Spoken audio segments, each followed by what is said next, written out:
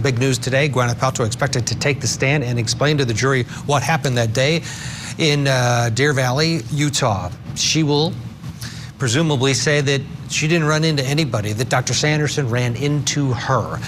Let's talk about it, and as we get ready for her to take the stand with Dwayne Cates and also joining us again, Brian Silber, he's back with us. And gentlemen, the stakes in terms of this, the stakes are a lot lower than they normally are here on court TV. Usually it's somebody's freedom or life at stake. This is different, it's a civil case.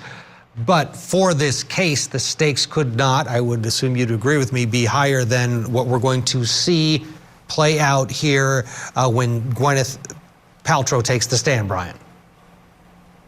Well, it'll be a determining factor, I think, for her case and for her defense, because this is, again, a she said, he said, or he said, she said, I should say.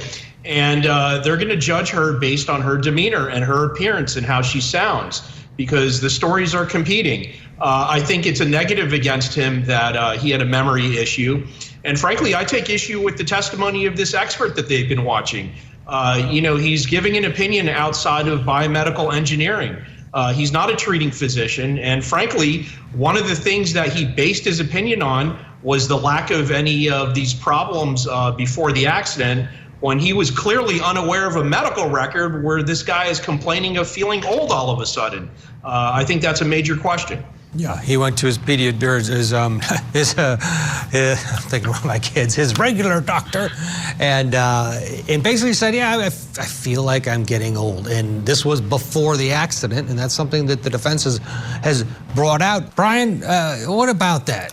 His big announcement to the family, hey, you're not going to believe it, I hit Gwyneth Paltrow. Well, I think it can be interpreted two different ways. One is, that's what this is all about. You know, it's about her celebrity status. The other way to look at it is, you know, when regular people bump into a celebrity, in this case it was a major bump apparently, you know, there's a little bit of, oh, look, guess who I saw? You know, I remember hearing a long time ago, there was a story that Bill Murray would walk up to people from behind in New York City and put his hands over their eyes and say, you'll never guess who it is.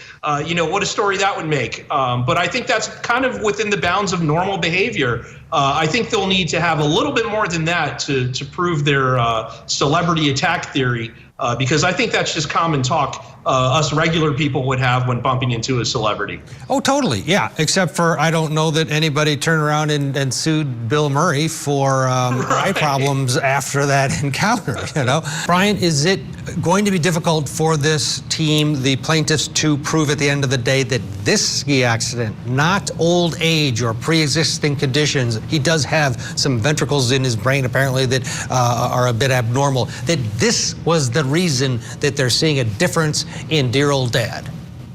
I think it's a real question. I think he's going to have an issue with this, and it's not uncommon when you have plaintiffs that are north of 65 years old. There's always some kind of you know, neurological degeneration, physical degeneration. Let's face it, when you're older, you just don't have the physical abilities as you did in your younger years. So the question is, you know, if they can't figure out what is the real causation, well, then he's failed to prove his case. I definitely think that is where Paltrow will put a lot of her defense and a lot of her counterattack, you know, in the trial.